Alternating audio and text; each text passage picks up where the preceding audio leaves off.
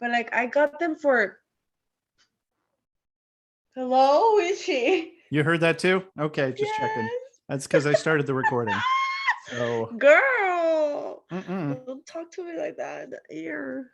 And I almost wonder if we don't even need to record on Audacity, but I think we should anyway, just to be safe. But Yes, just it might be reliable enough audio since I'm it's gonna start coming recording right now. since it's coming from both of our podcast microphones that we don't even Correct. necessarily need to use Audacity. We can just port it into Audacity after the fact. Okay, so Wubba Lubba PodPod Season 1, Episode 3, Anatomy Park. And I'm ready when you are. Okay, and pause, stop recording. Yep, recording. Are you recording in Audacity? Yes. Okay, I am not. Give me a moment. And now I am. And I've already got 40 seconds of room silence. How about you? I have not. All right, you go ahead and do that. I'm gonna stop my recording and wait for you to have room silence.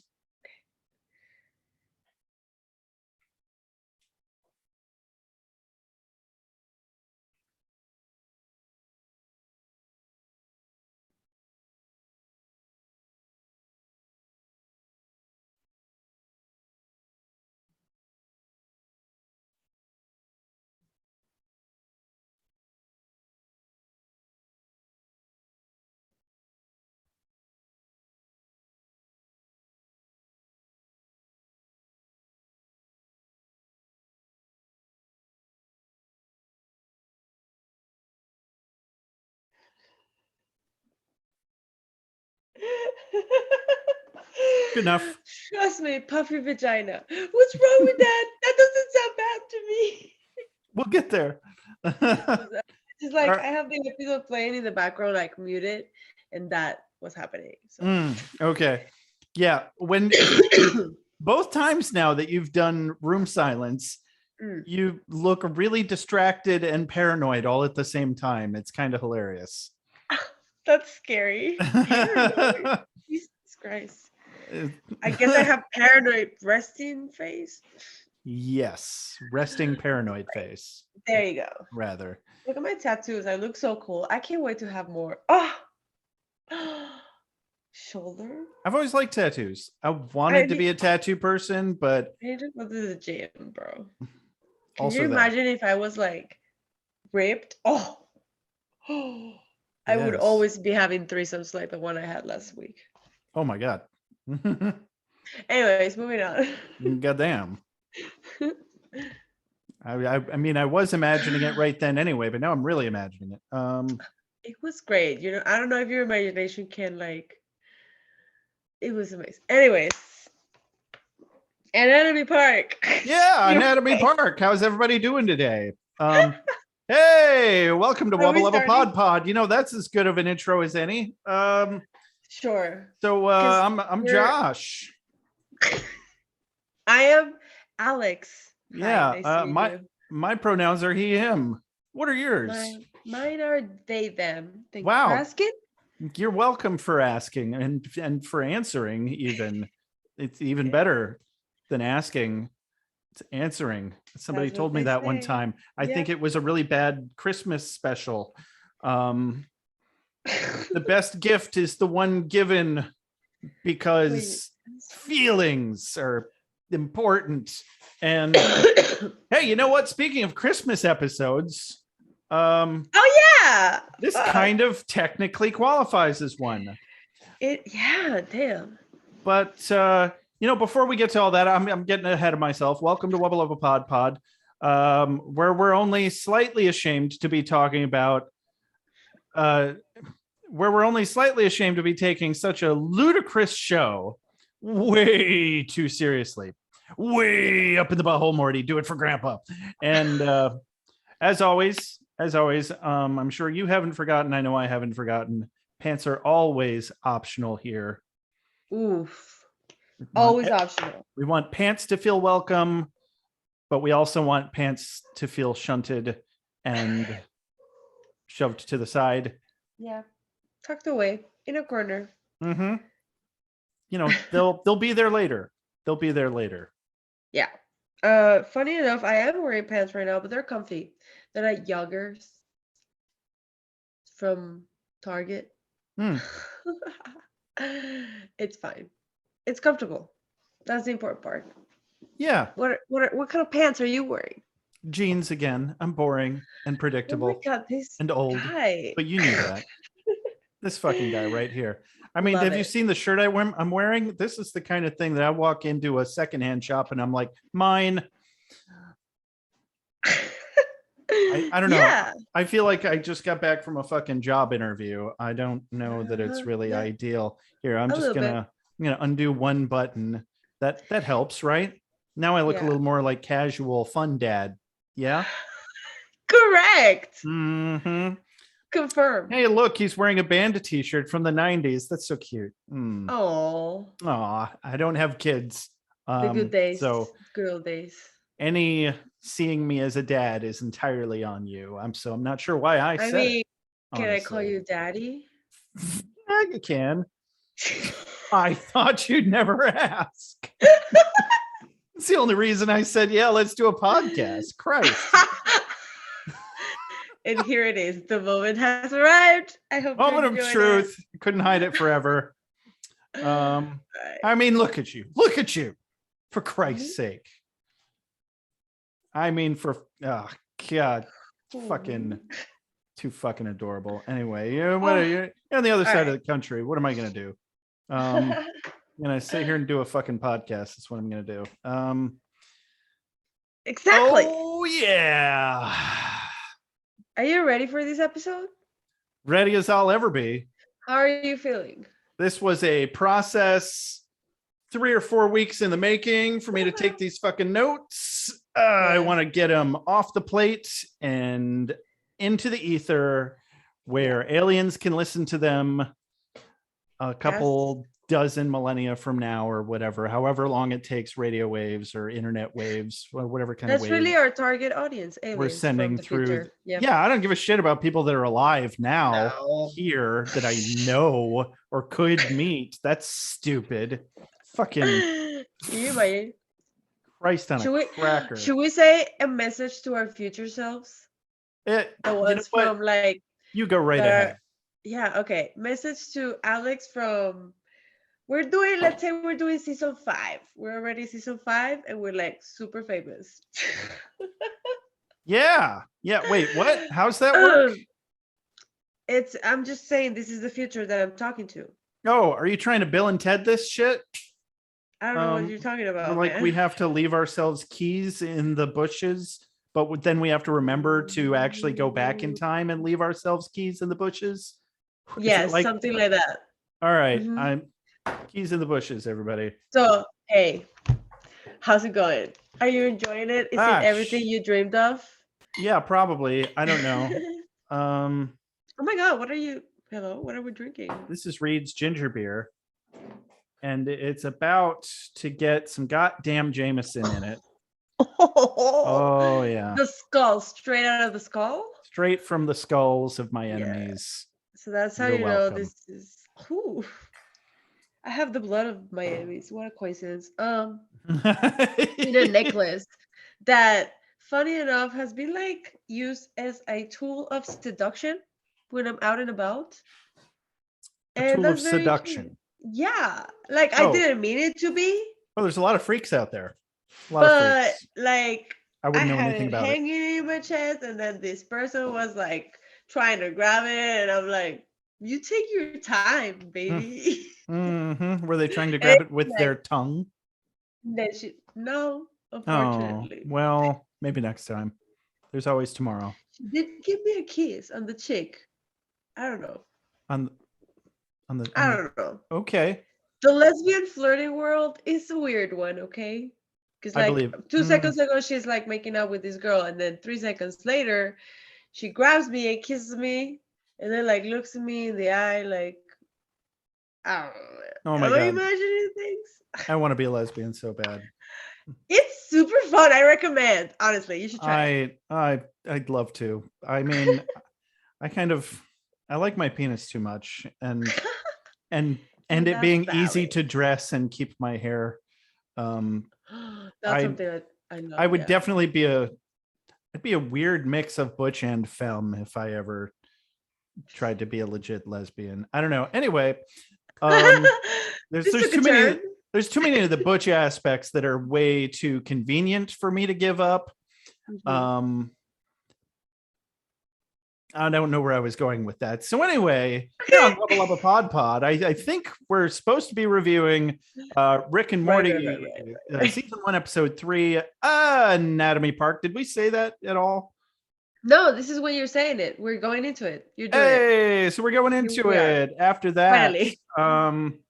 there are femme aspects that I would enjoy as well, but we're not going to go into that. I love that. Okay. So Stay tuned, guys. as always, you can expect us to do a scene-by-scene recap, a little bit of analysis, and some character lore tracking, fan theories, creator theories, etc. Not necessarily all of the above, but at least one of the above. And today, I don't know if you saw my text. It's okay. Yeah.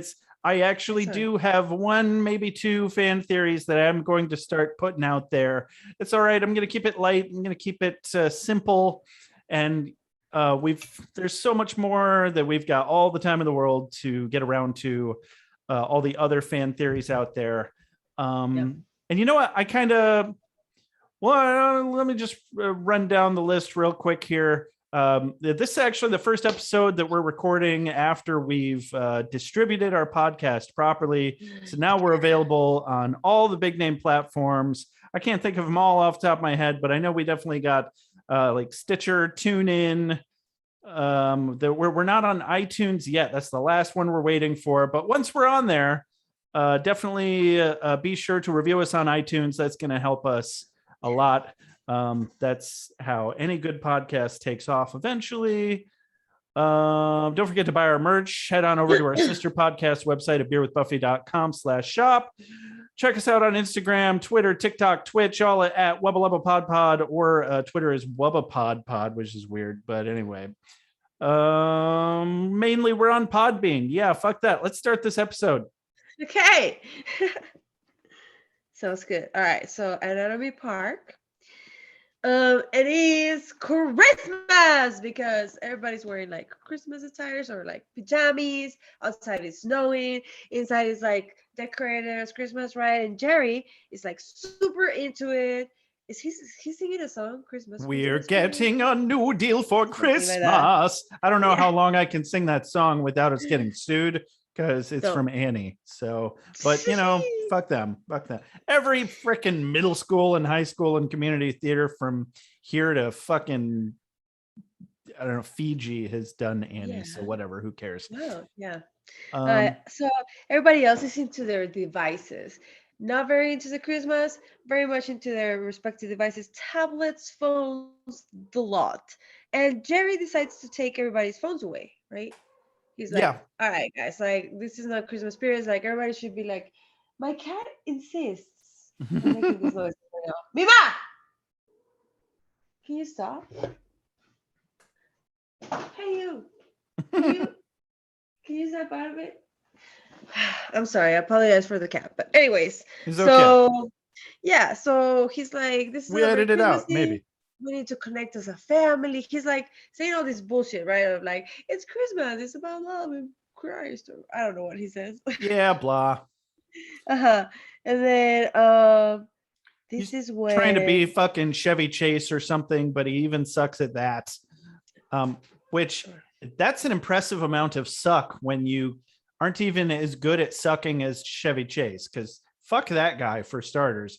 Don't get me wrong, I really enjoy Christmas Vacation, but that might be the last movie that Chevy Chase did that didn't make me want to vomit looking at his face.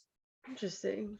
Well, actually, no. Actually, I was a pretty big Chevy Chase fan when I was a kid, and then I grew up to find out how big of a douche he is. It's really quite sad. It happens. Yeah, what are you gonna do? Sadly. Yeah. So this is when Rick brings in Ruben. Right? Oh yeah. Yep. He just like Ruben knocks on their door or something. Yeah, Rick comes in. Well, he doesn't knock in. Rick just comes in. He's got Ruben with him, and he's like, "Hey, I've got this old friend with me. I give him a yearly medical evaluation." And I this fucking guy, Ruben. I really wish Ruben was more of a recurring character and didn't die immediately this episode. Oh, sorry, spoilers. Because he's only got like 2 or 3 lines, and they're fucking hilarious. Yeah. This is my old friend Ruben, and he's just like Pearl Harbor. Oh, that's right. And shit, what's the other one? He's later he says something about like all he ever says is like the wars that he was in. Supposedly, we don't really know. Right. So, excuse me. So then Vietnam. That's the other one. Okay. Oh, of course. Vietnam. Jerry's parents are coming, right? Yeah, they are. Oh my gosh. And they walk in. They walk in. Exactly. And Jerry like is about to close the door behind his mom, but then there's like an extra person. And they're like, Jerry, this is Jacob. And he's like, what the fuck? Who are you? Yeah, this middle-aged black guy shows up at his door and he treats him like he's a vagrant who's accidentally entering the house. It's like, can I help you? Yeah. And so his mom and his dad have to explain that they don't want to die just being a list of fears and questions. And since Jacob came into their lives, now they're learning to live again. All 3 of them. And Jerry is the appropriate amount of uncomfortable about this. And so he just defers to offering everybody eggnog. And Jacob is so super fucking cheesy in that annoying, charming way that everyone laughs at all of his jokes that really aren't that funny or substantial in any way.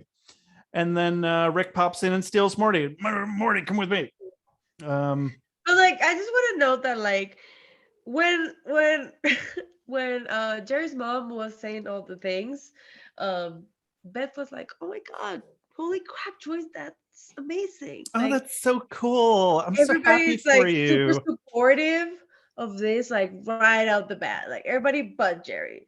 So Jerry's like, why is anybody else like also saying that this is fucked up or something? You know what I'm saying? He's such a prude. He's so wrapped up in, and I guess that kind of makes sense, because I guess if you're that old and your parents are still together and you thought that they were happy, or you were just thought that that's just how things are, whether they're happy or not, and then somebody's challenging that, like they're challenging that, I can see how that would be tough to handle.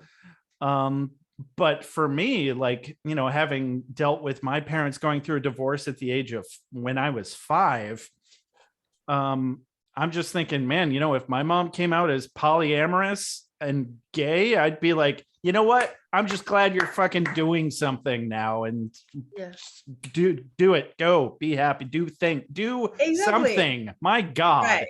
Live your life. Be free. Yeah. Yeah. Me too. I agree. It's like good for you. So yeah, but Jerry is like super judgy and like conservative about it and all these things. But that's okay. That's okay. We're gonna bend his mind. We're gonna make him fucking be tolerant. If we have to kick him in the teeth or something, or rather, I don't know. Rick will take care of it. Garage. Rick is preparing Morty to shrink him to send him into Ruben. He doesn't tell him. He's not telling him anything. He just like puts stuff on him, like pushes him into he gives Morty zero fucking information. He's like, wait, what? Like, there's no time. He's like small, and he's like inside Ruben. I need you to find Dr. Bloom inside Ruben. Stuffs him into his fucking breathing apparatus and onto a shrink ray, telling him to hold his breath or his lungs will collapse. And did you notice Morty screams the whole time he's being shrunk, and yet his lungs do not collapse? Yeah, I know. I did notice. So yeah. And then anyways, once Morty is inside of Ruben, he's like, admiring the fucking park, and Rick is like, "Welcome to Anatomy Park," and it's shot very reminiscent, of course, of Jurassic Park. Jurassic Park. Oh yeah. This whole there are dinosaurs. They eat people and sometimes indigenous plants. Then they'll fuck your face and they'll eat your kids and especially your lawyer's ass. No. I'm extemporizing here. I need some backup. Backup, God. I am just enthralled, transfixed by this performance. I'm so happy for you. All right. It's insane in the back. Look at it. Oh, so Beth pops in wondering where Morty is. And I think this is quite possibly the second funniest moment in the entire episode. Rick is in the act of injecting Morty into this hobo's chest. I'm sorry if that's an ableist term. You're probably right, and I'm a bad person. Into this, all right. Into this less fortunate person's mentally challenged and probably houseless human being. Into his fucking chest, and where's Morty? Busy. It's fucking amazing. Fucking amazing. Yep. So he's in Ruben's chest. And Rick is giving him the tour. He's like, he's like, this is that, and then he's passing by Pirates of the Pancreas, and he's like, was that? And Morty's like, you got a problem with that? Yeah, we got a problem with it. And Morty's like, no, I was just like asking about it. What? And he's like, well, listen, I'm sorry. It's just like when I was pitching it, like people didn't receive it. La la. He has like a personal connection to this Pirates of the Pancreas idea, and I love it because, of course, it's like from Pirates of the Caribbean, and to me personally, it's one of my favorite rides of all time in Disney. I love the whole thing's a mashup of shit from Disney World and Jurassic Park. Oh yeah. And my cat is making so much noise. Can you stop, guys? Please? I'm so sorry. You're the one making obnoxious amounts of noise. It'll be okay. It'll be okay. No, that's the problem. You know what? I'm gonna get chocolate. You talk to them. What? Oh, okay. I've been left alone. Alex is getting chocolate. That's what I heard. So Morty notices all the attractions, most notably. Oh no, we already said that. Okay, come back. Hey, welcome back. Man, I was dying there. So now that Morty gets a real explanation of what the fuck is going on, Rick instructs him to go north. Tell me, Alex, how do you tell which way is north inside a human body? I have no fucking clue. Me either. Work if you have like a compass on your like watch or your phone? Right. I mean, you can't exactly check which side of the tree the moss is on. You can't exactly look up at the stars. And I mean, even if you had a compass, is Earth's north the same as Ruben's north? It's really a relative north here. How do you tell which way is towards his head? Wouldn't that be north? I don't know. Whatever.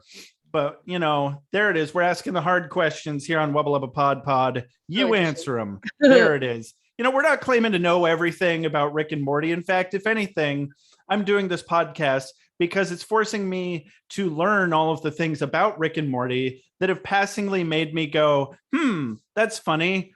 I'd like to look more into that, but I never will unless I do a fucking podcast about it. So here we are.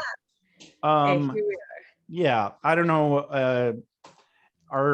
Do you consider yourself a Rick and Morty expert, Alex? I don't think an expert. I don't think I'm an expert yet, but I'm definitely a hardcore fan. I've watched the series several times. I just didn't want to put words in your mouth, so wanted to let you speak for yourself, or implore that you speak for yourself. Anyway, so Rick directs him towards the liver. Morty heads towards the haunted liver. He gets on a train, and their maintenance.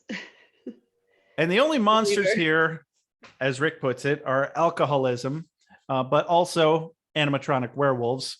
Oh, Yeah. and a litany of diseases, most noticeably hepatitis A. So Run! yeah, Morty knows this because he meets this guy, Poncho, Roger, Annie, and Dr. Xenon Bloom. Poncho is this scary, big grunt guy, probably some kind of mercenary. He's definitely the muscle.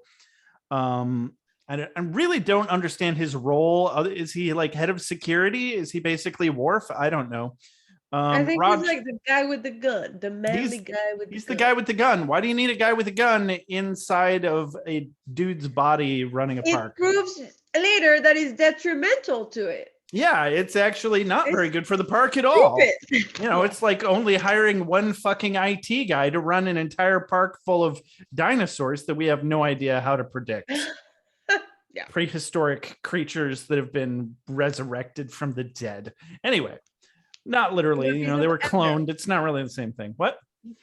Mosquito, blood, amber, love it. Yeah, exactly. You all know how it works by now. If you don't, you're not paying attention. Yeah. So dinosaurs are coming. You heard it here first. Damn right they are. Right into those cum gutters. Because they're coming. Giggity. Oh, I'm so sorry. I'm not sorry. Got to. Roger looks so. Hold on, we still got Roger. He's kind of a nerdy dude. He's kind of the Alan Grant type character. Maybe, I don't know. They don't all have perfect parallels to Jurassic Park characters. Like, who the hell is Annie? Is Annie supposed to be Ellie Sattler or I think what's her name? Tim's sister. What was her name in the? I have no idea. Yeah, and with the she's supposed to be the kid or she's supposed to be the adult. It's kind of a mashup here. Anyway, so Annie is immediately the love interest, of course, because Morty's a teenage boy and she's attractive. So why wouldn't they? Bloom explains that the security is offline and all the exhibits are unlocked. It's pandemonium, even though he's still like way super into the park. Of course, the real attraction of Anatomy Park isn't the music, food, or even Pirates of the Pancreas. It's a living museum of the world's most notable and ferocious diseases. And that's that, instead of dinosaurs. Get it? Okay. Right. Poncho starts shooting at hepatitis A, a giant gross monster. Weren't they going through they were floating down the intestine? Is that right? Yeah.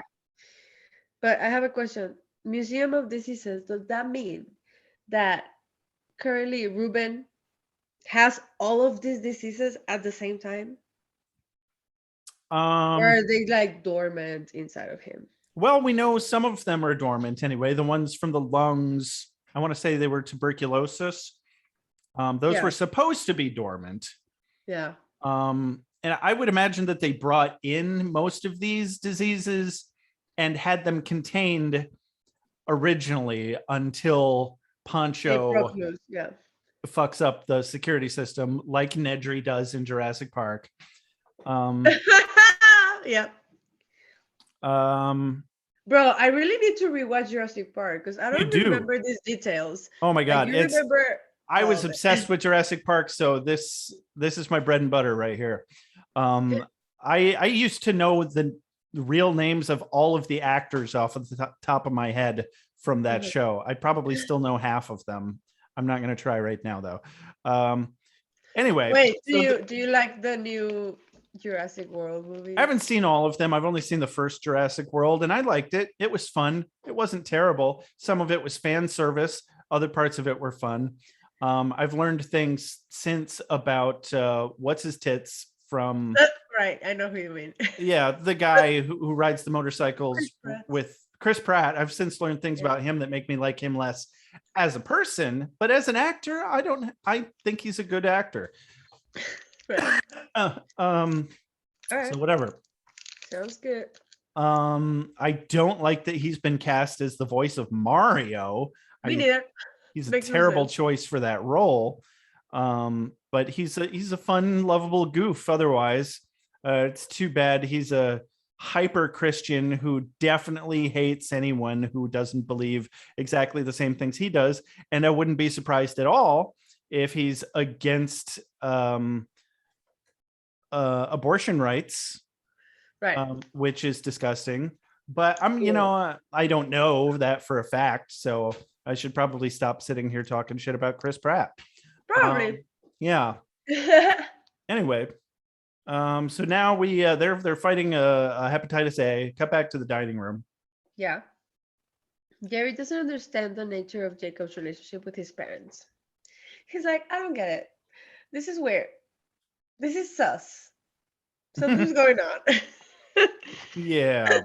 um, and like Beth is like, whatever it is, it's fine. Like, it's fine, Jerry. And Jerry's like, it is not fine. Like he's being like a little And child. I don't know. so his dad's like, no, we should be honest. We should Yeah, live and Leonard is die like, by the truth or some shit like that. And so Jacob is his mother's lover, and his dad watches almost always dressed as Superman from the closet. Happy human holiday, Jerry, you fucking tit. and he's like, what the fuck is this information?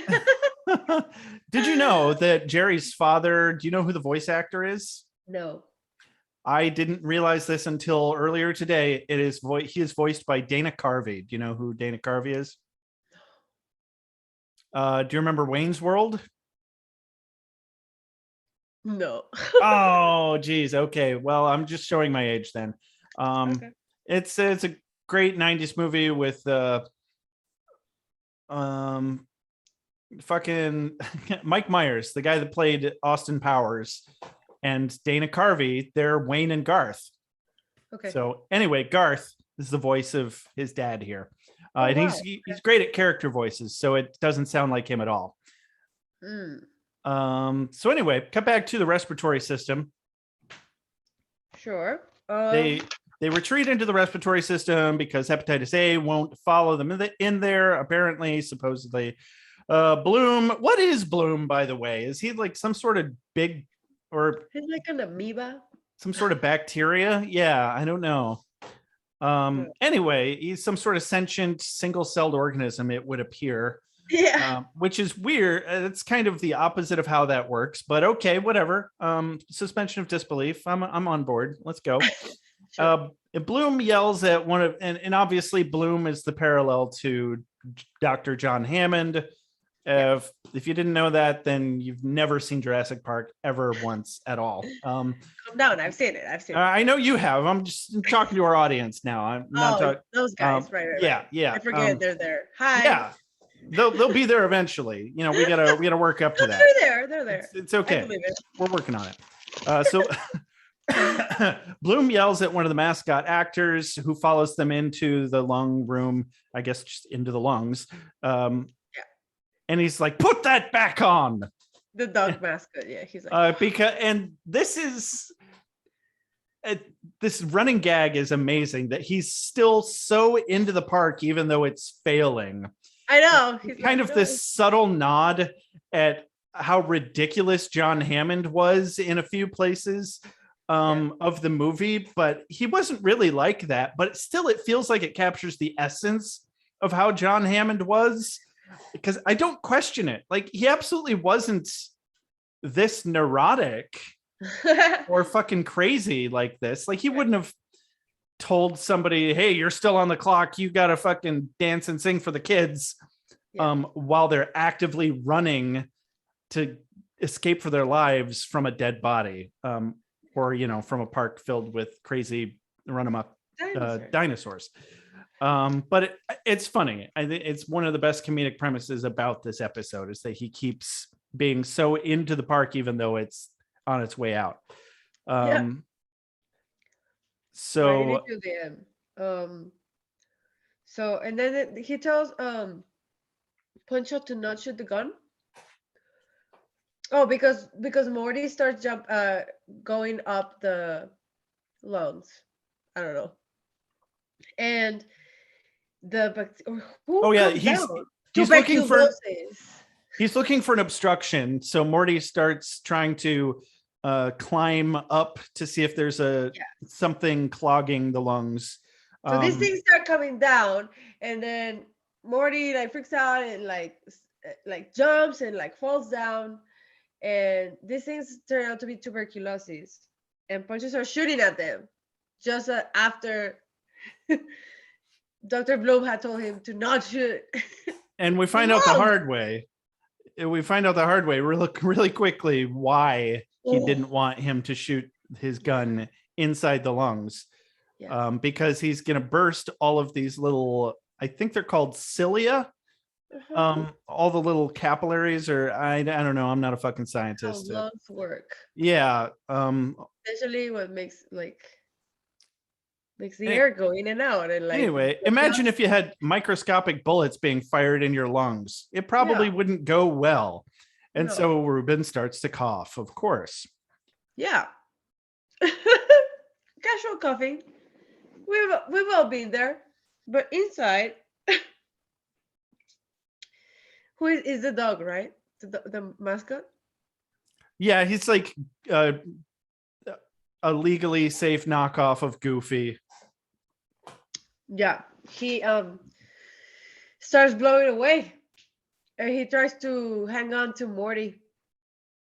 And he's like, "Don't let me die. You're gonna be okay. You're not gonna die. What's your name? My name is Alexander." And then, Alexander. Oh my god, this is gruesome. Layer by layer, skin off, muscles off, skeleton off. Love it. Bye. Oh my god. Morty's like, fuck.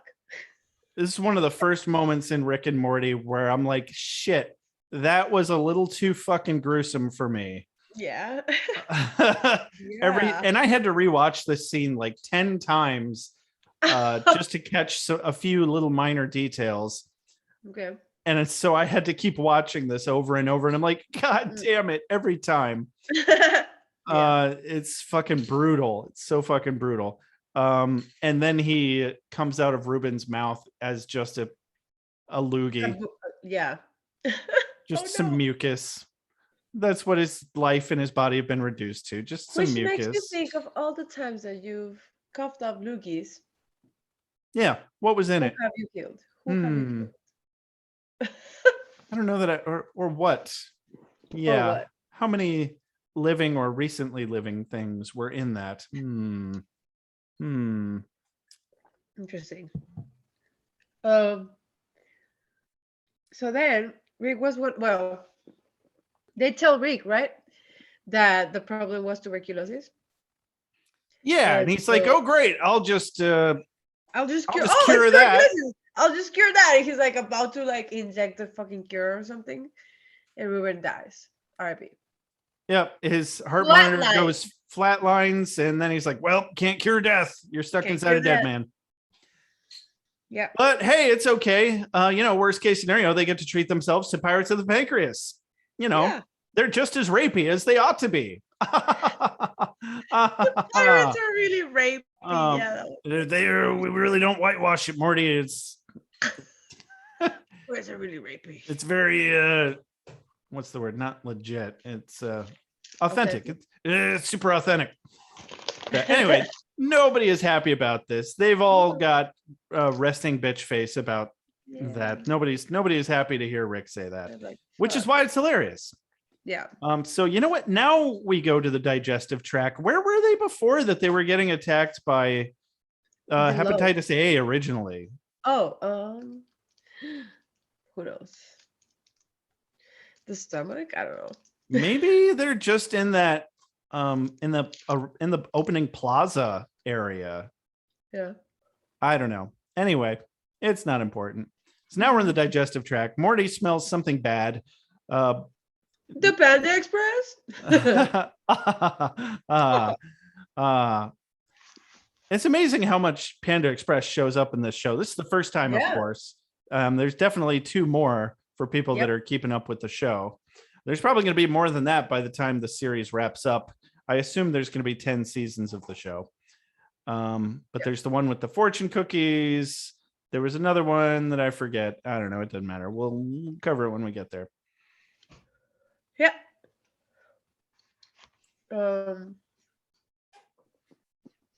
So anyway, Bloom says the digestive tract is the evacuation route. Get it? He's always making a cheesy bit out of everything because he's an eccentric novelty amusement park entrepreneur. And it's supposed to be like, yeah, I don't know. Yeah. But I don't know. I don't think he was. Morty's like, why do you keep doing that beat? At the very least, I love John Oliver's interpretation of this character. John Oliver really sells this character. Yeah. Yeah, he does. So anyway, it's not Panda Express. The body is filling with gas because Ruben's dead. But it's okay. There's an enlarging ray in the colon. Morty barks orders at everybody to get to the colon now. And Poncho's like, oh, and now I am taking orders from a 12-year-old boy. But Bloom, Bloom thinks the tuberculosis was an inside job and tells Morty to keep an eye on Annie because she was written up several times by her manager at the churro stand. Sus. Yeah. You got to watch out for those minimum wage service industry workers. They might, rise up and eat you like they should because you deserve it. And then Morty's like, I'm actually 14. She's like, what? That's great. Good for you. Okay. All right. Rick hears it. Oh, Morty. Strike one. It's okay. It's okay. Morty does better later. It's gonna be okay. Cut to a river of shit. It's a small, Jesus. And fucking Bloom is just giddy as a kid in a candy store about this fucking ride. And it's notoriously making fun of like the worst Disneyland ride in existence. Have you been on it? Small World. I've never been. You know what? I don't remember. I think I did go on it actually. I've been on it. By force, mostly. I was on the one in Florida. I don't know if it's the same. It is the same. Don't worry about it. It is the same. Hell. Okay. Yes, I did go on it. On and on forever, and the fucking dolls are creepy as fuck. I'm sorry. Yeah, it's bad. Why is this something for children? Right? Well, because children are generally less scared by things than adults are. So they're riding through this river of shit. Bloom's loving it. And then gonorrhea pops up. This is another giant yellow gross monster. And Bloom, of course, makes the iconic reference to Jurassic Park. He's like, if we don't move, it can't see you. Because did you know this is a Jurassic Park spoof? Remember, everybody? Remember? Did you? Okay. So it knocks them out of their. Never mind. I was thinking of T-Rex. Yep. Sorry. No, I was wrong. It knocks them out of the boat. Yeah. And into a river of shit, a literal river of shit. And they don't all. How they don't all die from chemical burns from the stomach acid somehow. They swim to the side. Yeah, they crawl onto the bank where they're all clean as a whistle as they're crawling onto the bank, which I guess is just perks of being a cartoon. Yeah, exactly. Seems unlikely that there would be like a shoreline in the intestine, but yeah. Sure, let's go with it. It's fine. And they figure out that they can blow up gonorrhea with a match. Yeah, and it's also a good thing that I'll mention it when we get. I'm going to mention it now anyway. It's a good thing that they come out of this river of shit clean as a whistle because Morty basically has a sex scene in a couple of scenes. Oh my god, and that's true. Yeah, try it. So when we get there, just imagine them making out covered in shit. Josh, why? What? You always do take it to the dirty place. Because I'm a bad person. No, I take it to the sexy place. This time I took it to the gross place. This is the very gross place. You're right. This is beyond. Anyway, it's okay. Whatever they're into. We don't kink shame here at Wubba Lubba PodPod. That's fine. Is it? Is it? And then what happened? Yeah. So Annie is frightened because they're sitting ducks. Morty remembers that the body is filling with gas. implying that it could be flammable. Bloom is like, oh, no, you couldn't possibly. But Poncho whips out a matchbook and tosses a lit match at gonorrhea, making it a gonorrhea flambe. And quote of the day from Poncho: how's this for a burning sensation? I thought it was funny. Weird. And then cut to the family in a drum circle. Fucking yeah. Everybody's just like fucking best lyrics I've ever heard, frankly. Are we gonna get a recreation? Are you gonna sing that drum song for us?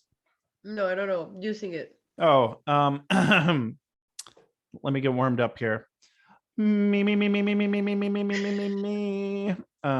Drums, drum circle.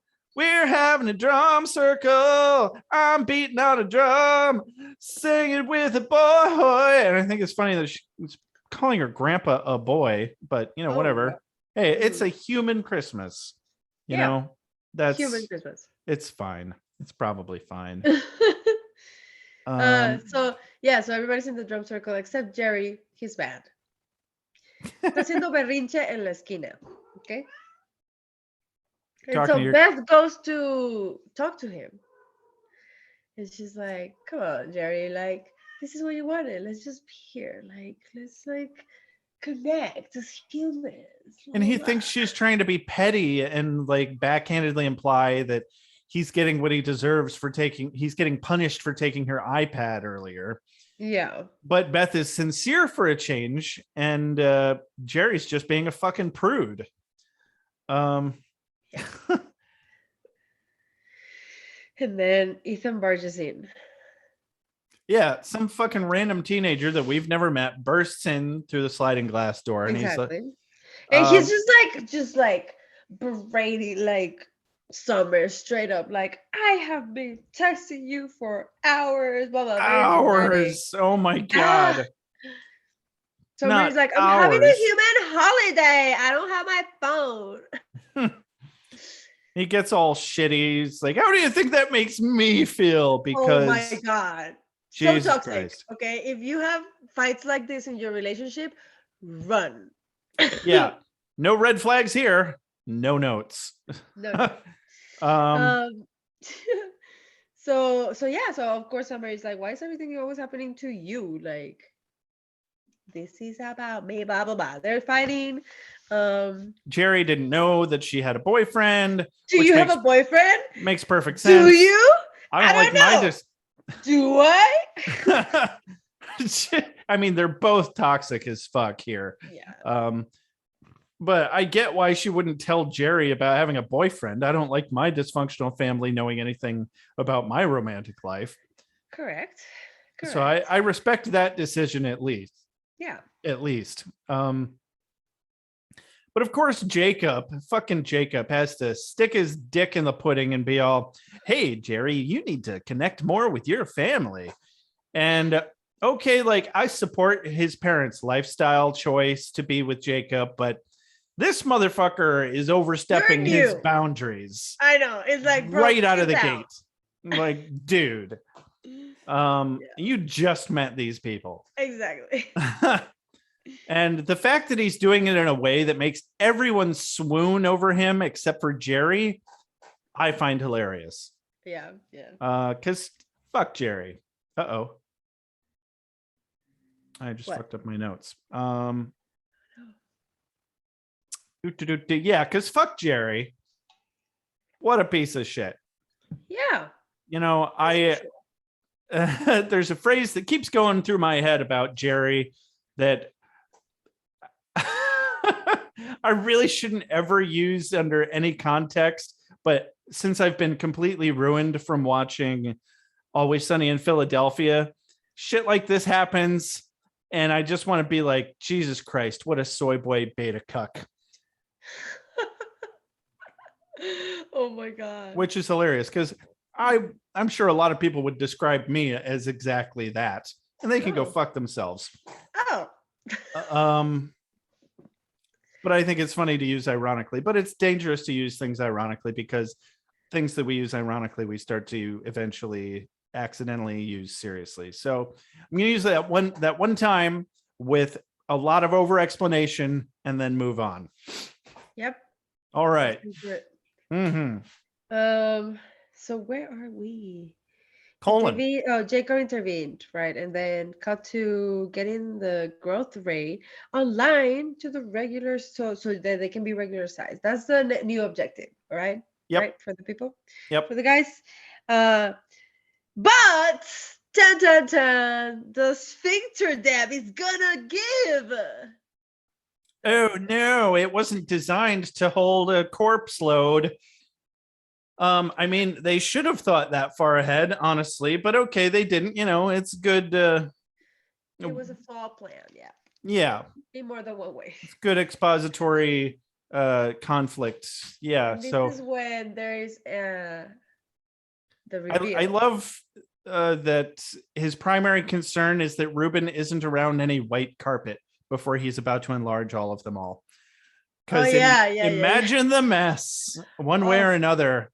Because, okay, so they're enlarging themselves from his colon.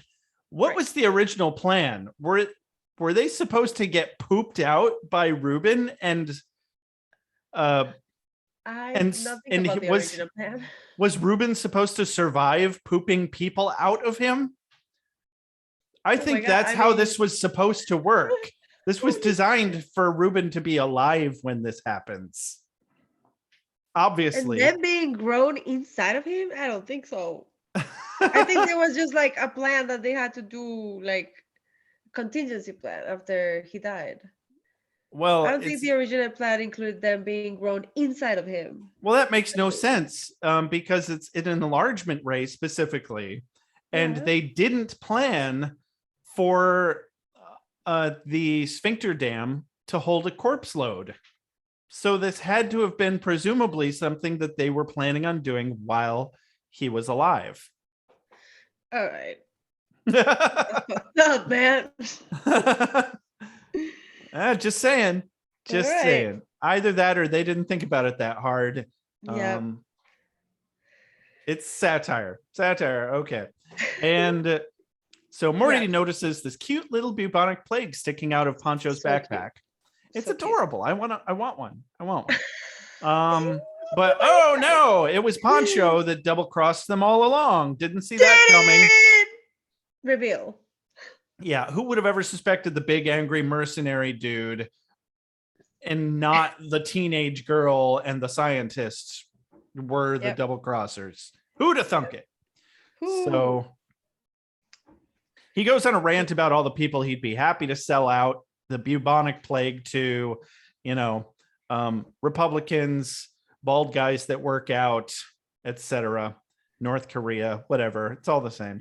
And turns out here it is tuberculosis, so he's holding Annie hostage this whole time. Oh yeah.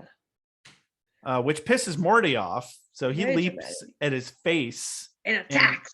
Just goes like ape shit. Yeah, just like a cat. Yeah. Morty cat. Morty cat. Morty is a Morty cat. Hey, I don't know. Hey. And so this gets Annie away from him anyway. And then bubonic plague finishes off the job, bites him on the shoulder, and he falls over the ledge to his death, presumably. Or, even if he survived the fall, he'll be dead soon anyway. Correct. Wait, is that where he says you iTunes gift card as a holiday bonus giving? And then that's when Morty attacks him. Oh, yes. I wrote that. He's got a nice string of zingers aimed at Dr. Gift Bloom. Card. I just thought iTunes gift card as a holiday bonus giving. Has that happened to me? I don't know. That's fair. I'd be pretty upset if that's what I got for a holiday bonus as well. But then again, I've had so many shitty jobs that any kind of a Christmas bonus is nice. Yeah, really. A win is a win. More than they're required to give you. So all right. Yeah. So Bobby Play bites him, he falls. Roger's foot is stuck, so he's left behind. And then he's like telling them, like, tell my family I love them. And then he just gets slammed by the death by poop, essentially. Oh yeah. I imagine it's very similar to the way the dog cartoon character guy, what was his name? Something Alexander. Alexander, yeah.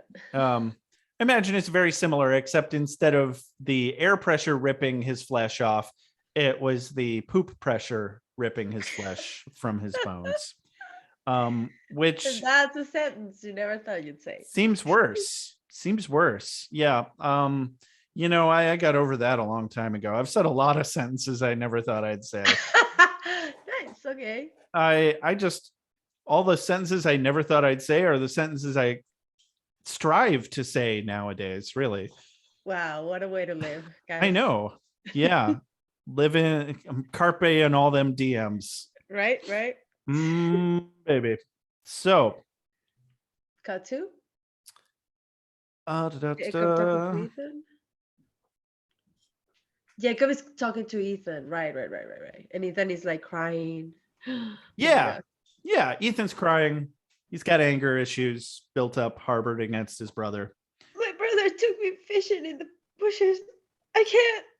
He made me feel like a girl. What's wrong with feeling like a girl, Ethan? You got a problem with that? Sounds Dude. pretty sexist to me, huh? No, that was kind of fucked up because I was like, no, it's really fucked up. Did he? I'm just being a dick. By his brother somehow. Wow. Yeah, sounds like he got raped by his brother on a fishing trip. Yeah. Jeez. Yeah. So, anyways. So yeah. Jacob to the rescue. He's the one who should be wearing a Superman costume here. He's like, man, your brother didn't make you anything.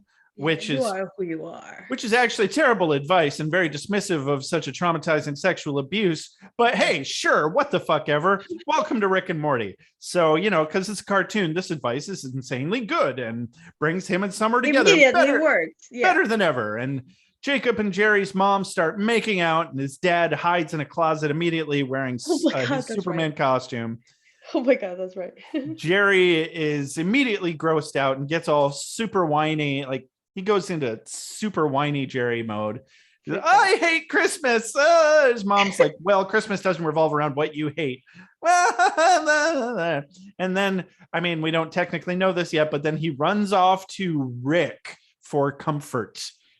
Of all places, of all people. Yep. Not a great choice, but terrible choice. Terrible choice.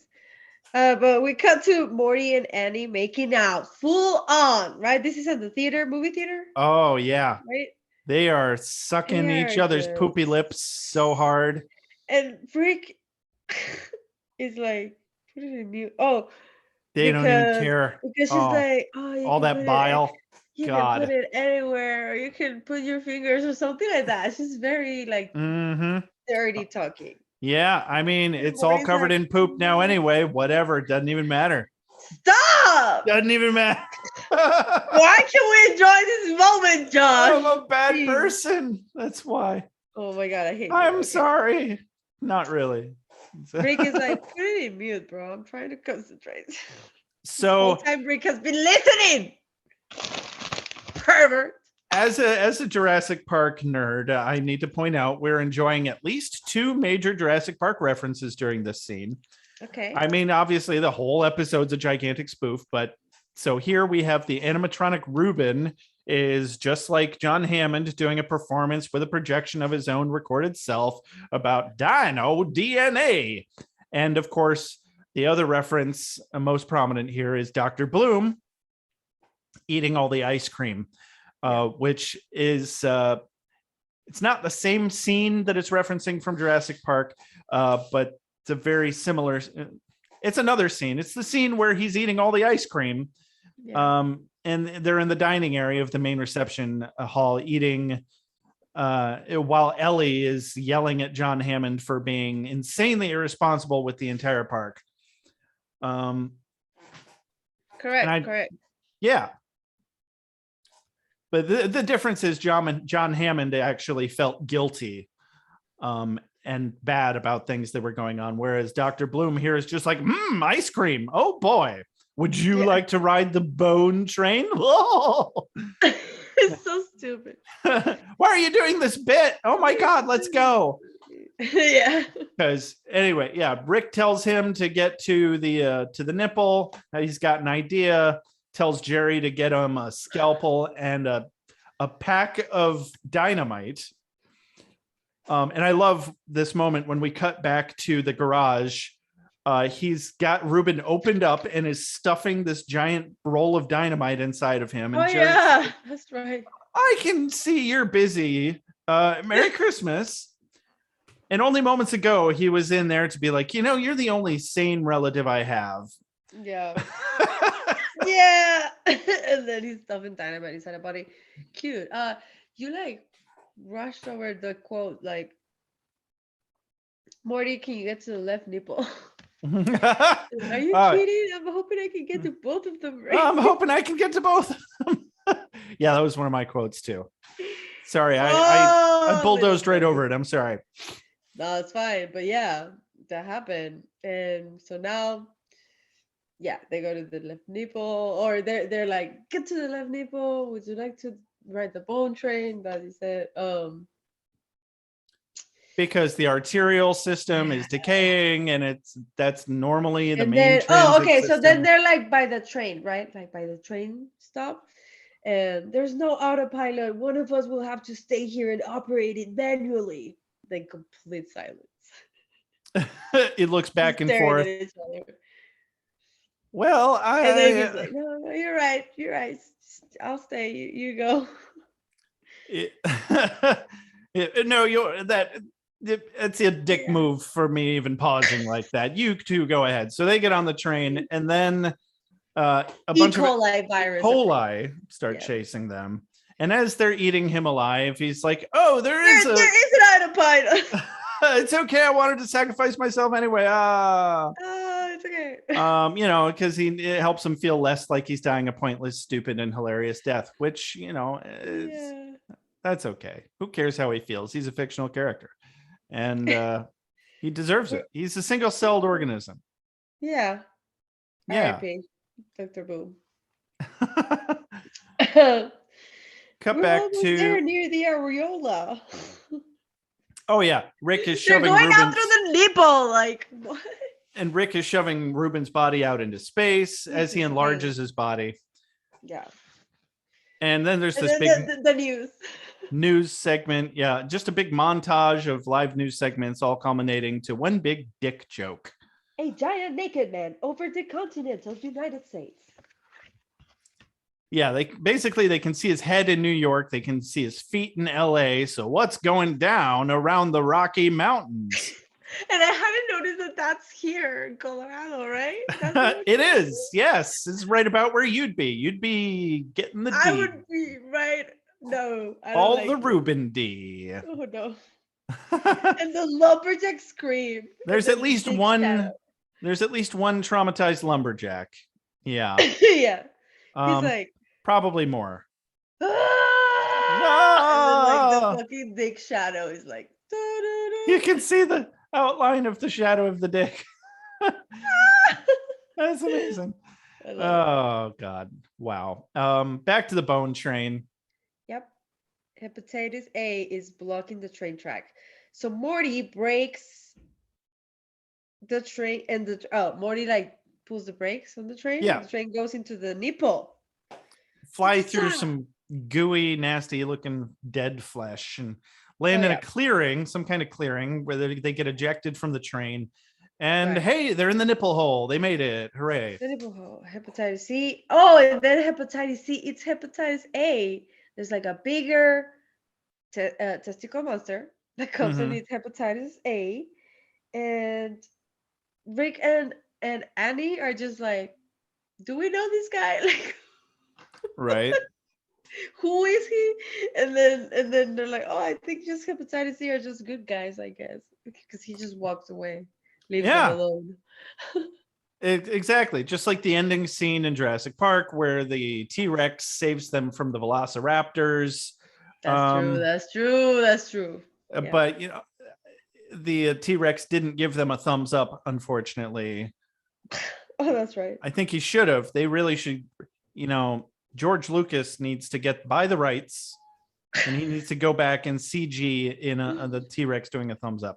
Right. So Rick flies in through the nipple with his space car, opens his door, beer bottle spilling out, of course, as usual. As usual.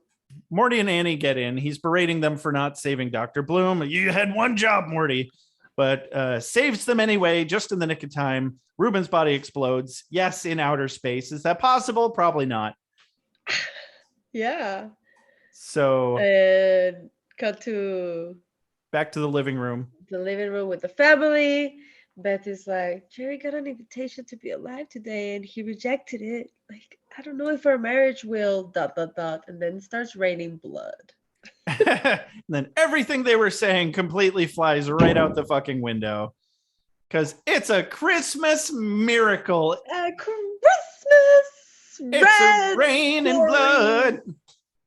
Body parts. Yeah. Miracle. It's lovely. It's so majestic. All the blood raining down. They all run to Jerry's office, is what it appears to be to me. There's a computer desk in the right-hand corner. I was like, wait, do they have two living rooms? Anyway, Jerry's office, it looks like. And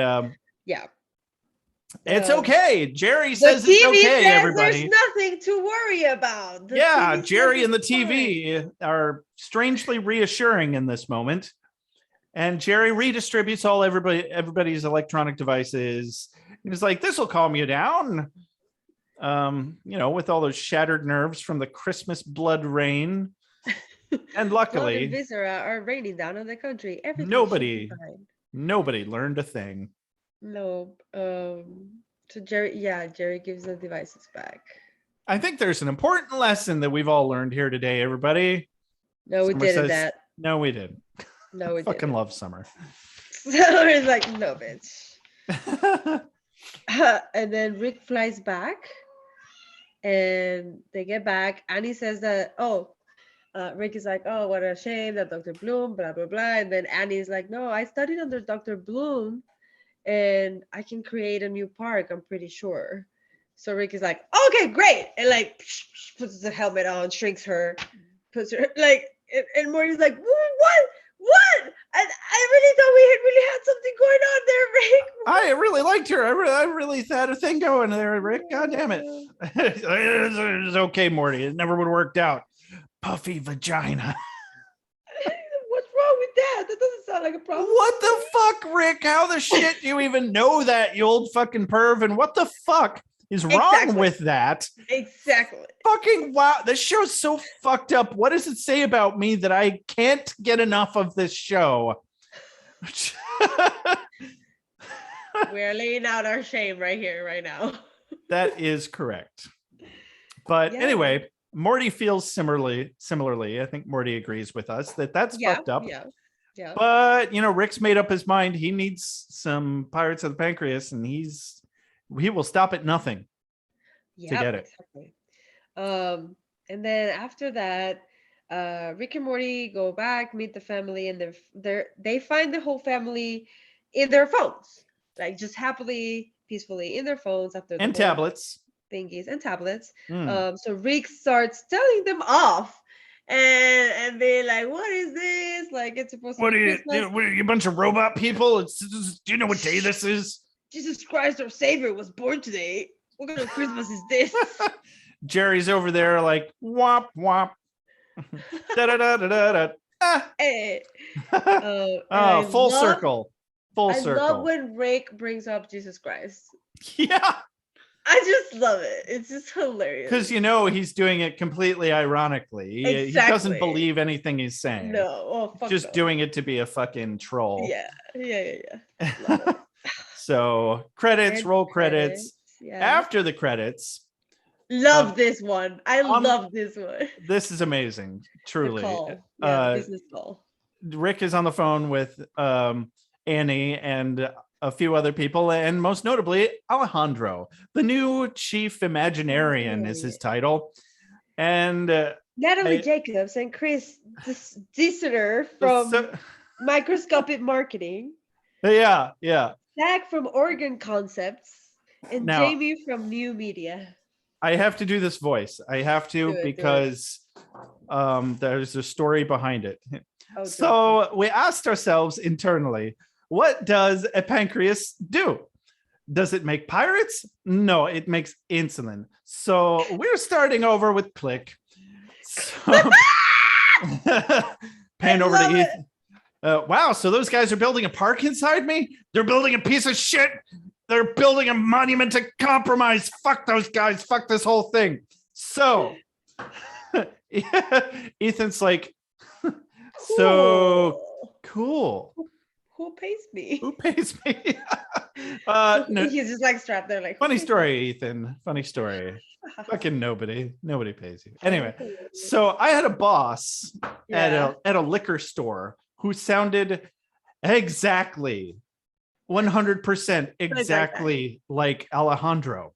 Uh-huh. He had the exact same accent, and I watched this episode with a coworker of mine, and immediately both of us were like, oh my God, it's Sam. And Sam was a dick. I have no qualms saying. So we loved making fun of him. And that was the best part about that job. Everything else about that job pretty much sucked balls. Wow. Including the coworker that we made fun of Sam, that I made fun of Sam together with. He was he turned out to be like a Trump supporter. No. I know, right? No gracias. Yeah. You know, my first instinct is to follow that up with we don't judge here at Wubba Lubba PodPod. No, we do though. On some things, like if you're just straight up a fucking neo-Nazi, get the fuck off our podcast. Okay, bye. There's like a very simple direct quote to say the thing, and it's like like the I don't know, it's like the tolerance of intolerance, tolerating intolerance trumps like it doesn't allow for tolerance to happen. So you can't tolerate intolerance. Yeah, we don't need to tolerate intolerance. That's snake eating its own tail. That's paradox. Some bullshit rhetoric that can go fuck itself. That's just something that Republicans make up to try and win arguments. It's bullshit. No, yeah, I'm just saying like intolerance is not tolerable. So, period. Correct. Like if whatever you believe oppresses other people, then that's like, I don't have to tolerate it.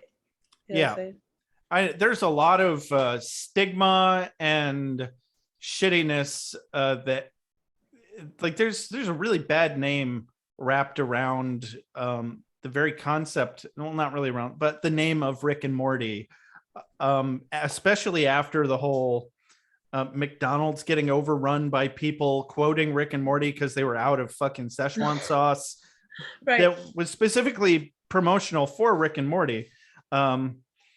And now everybody's got this image of everybody who likes Rick and Morty must immediately be a fucking douchebag. Well, part of our goal of this podcast is to dispel that, because it really is an amazing show, and it really is a very smart show.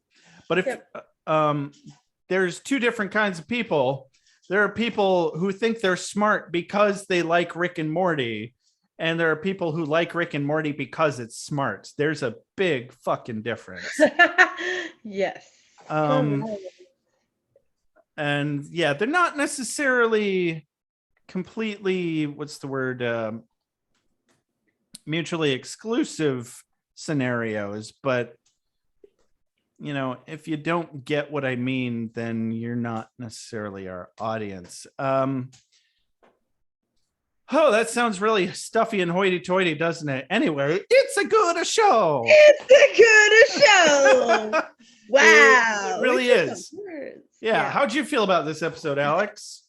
I really enjoy it. It's a really fun one. It's a classic. I don't know, because I said like I just subconsciously enjoy because like Jurassic Park. Yeah.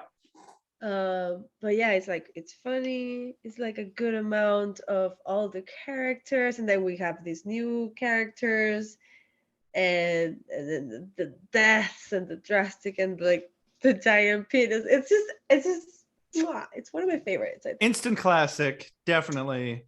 Yeah. There's nothing to not like about this episode. even the things that are really fucked up. But that's just, I mean, I got all that out of the way on the first episode.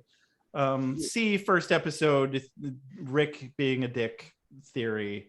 Yeah. So I wanted to talk more about fan theories. Yeah. What do you call them?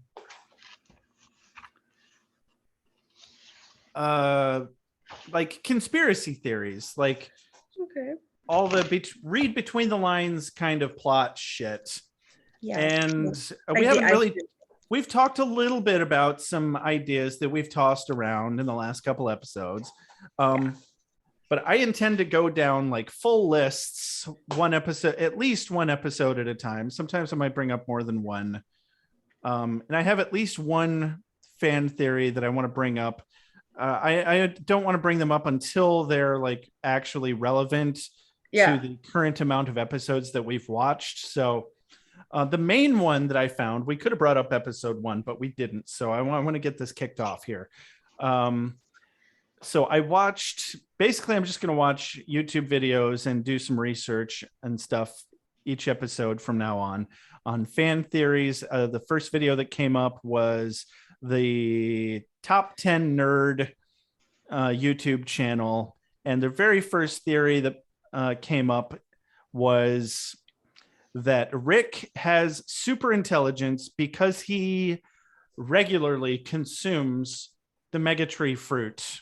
The big pointy seeds that he has. The Morty has to stick way up in his butthole. So the theory is that's the first episode because that explains Rick's genius. That explains even further down the line why he is the Rickest of all the Ricks. How he is able to keep one step ahead of the rest of the Ricks. They're all geniuses anyway, but he's the genius of the geniuses because he found these mega seeds. The mega seeds.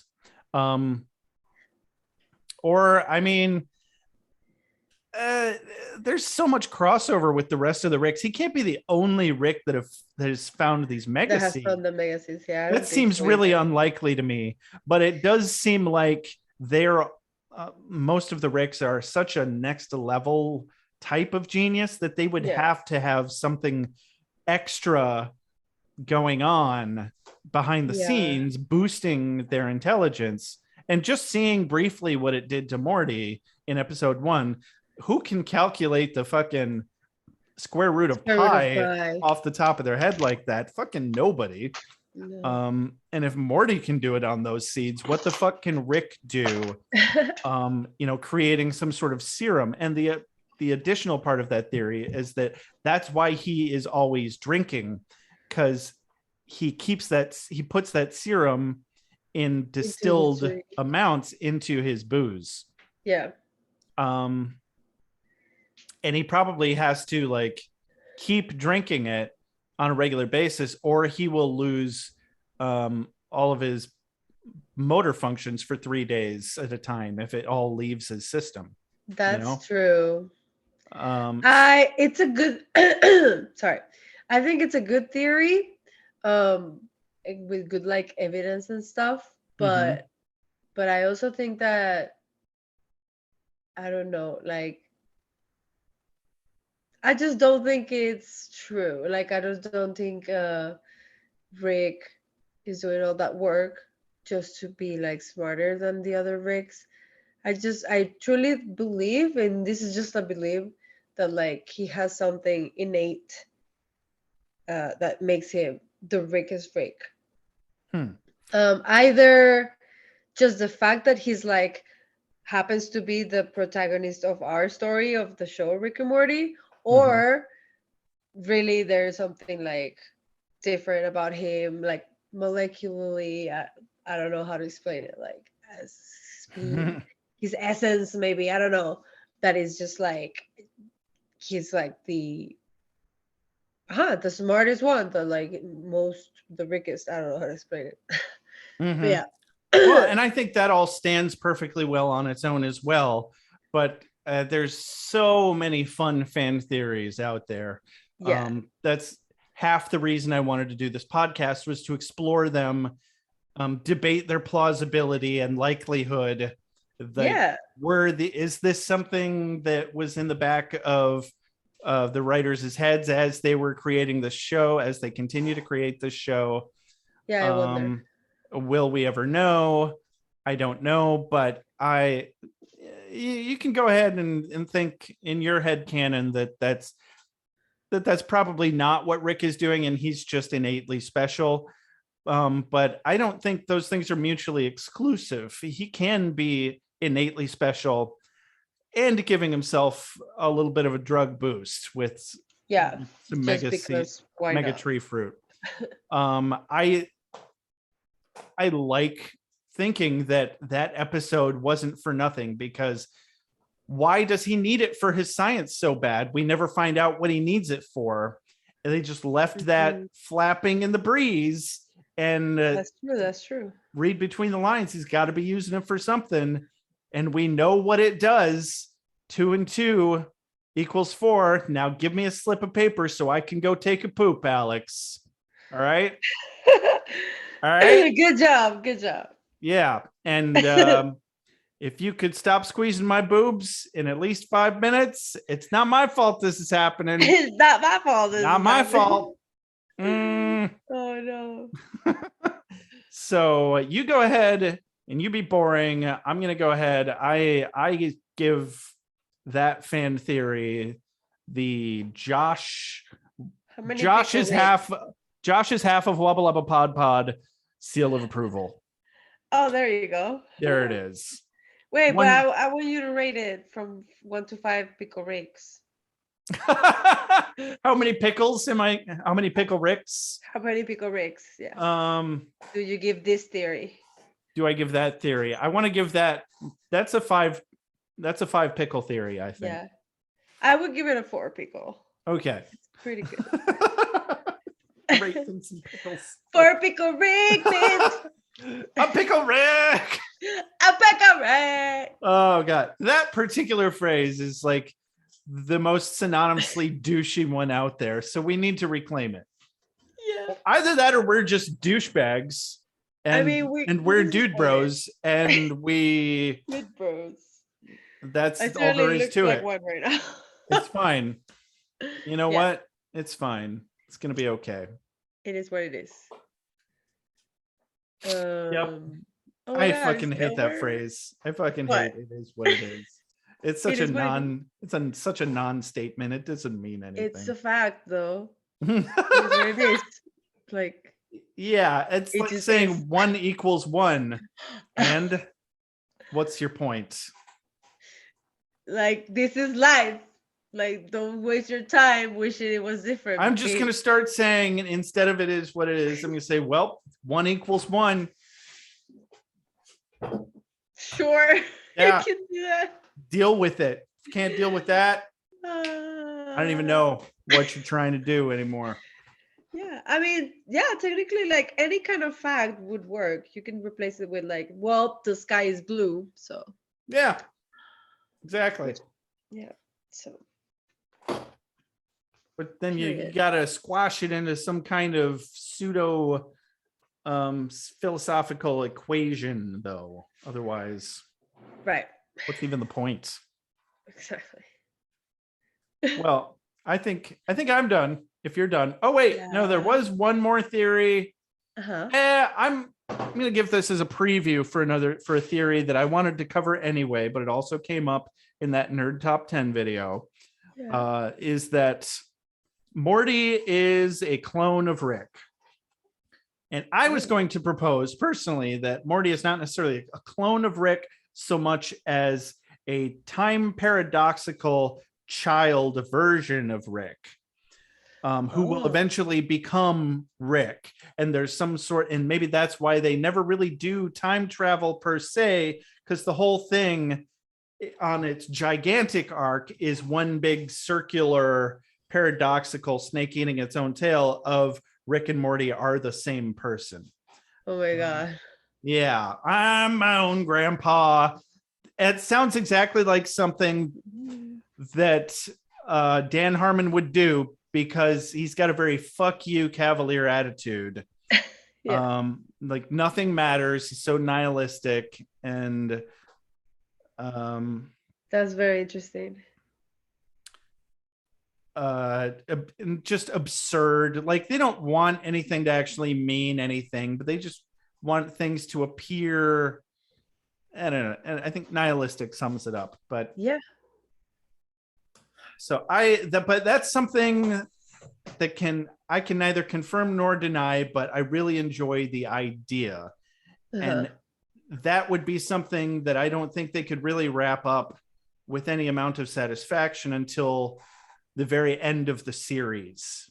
That kind of a reveal, that would be like the grand reveal. Yeah. Because the idea of Morty just being Rick's clone, so what? And also, we get to see tiny Rick. We see Rick in a younger version of his own body.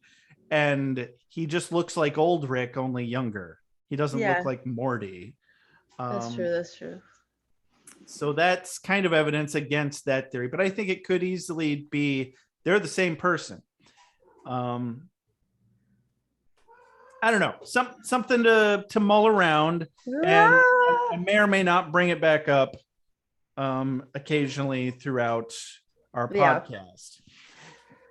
Sounds good. And there's 10 more theories that it's way too premature. I'm sorry, 8 more theories other than that is way too premature for us to tackle. A couple of them I thought were stupid anyway, that were on that nerd top 10 list. And then all of the theories proposed by Film Theory, username Poisonberry27. Specifically, the very first one, Rick's True Crime, is the only one of them that I've actually watched. Those are fascinating. I intend to tackle those, give my opinions. And it's, again, we're not trying to be Rick and Morty experts. We're just trying to explore and have fun with the content that's out there and is available. Yeah. I just want to make a quick note that this episode, there is a scene that appears in the opening credits. Okay.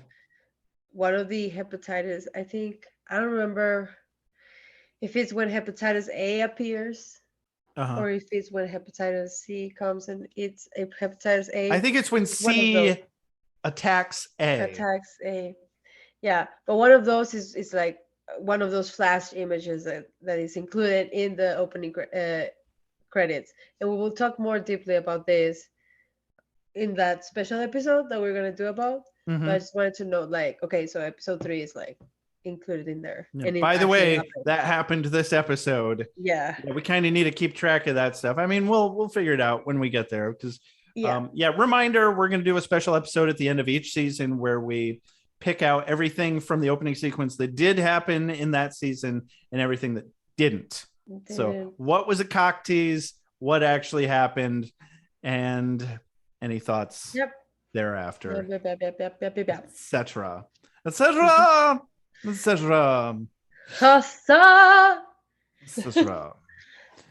Well, I think that's the podcast. I think we did it. Episode 3, baby. Episode 3, Wubba Lubba PodPod. Wubba Lubba PodPod. All right. Okay. Don't forget to review us on iTunes. Hit up our Patreon, patreon.com/Wubba Lubba PodPod. We have a $1, $5, and $10 tier, each giving you different neat things like exclusive video of the podcast, live stream reminders, 15 or 20% off merch, exclusive downloadable content. Check it out. Head on over to our website, www.wubbalubbapod.com. We also have www.wubbalubbapodpod.com. Haven't quite worked out where we're going to direct that yet. Check out our merch store, www.beerwithbuffy.com/shop. Check out our social media. We're on Instagram, Twitter, TikTok, Twitch, Wubba Lubba PodPod, all of them except for Twitter, which is Wubba PodPod. Our main host platform is Podbean, Wubba Lubba PodPod, but you can find us on all your favorite podcast platforms, Spotify, Stitcher, iHeartRadio app, all that good shit. And sooner or later, we're definitely going to be on iTunes. Yep. If you ever have any questions, comments, or concerns, don't forget to email us at wubbaleppapodpod@gmail.com. Last but not least, big shout out to Benjamin Alexander for all of our opening, closing, and transitional music. This has been Wubba Lubba PodPod. I'm Josh. I'm Alex. Goodbye. I don't think that's a problem, Rick. What's a puffy vagina? Think about it. You tell me, Alex. Is there a problem with that? It is not a problem. I didn't think so. Okay, bye. Okay, bye. I don't know. Do I stop? I'm gonna stop the Audacity recording. Yep. Stop Audacity first. Yep. Well, how do I stop it? Do I click stop? Yeah, just click stop. The square or space bar. Space bar works for me. I did it. Woo! Oh, I'm also gonna stop the Zoom recording. Okay.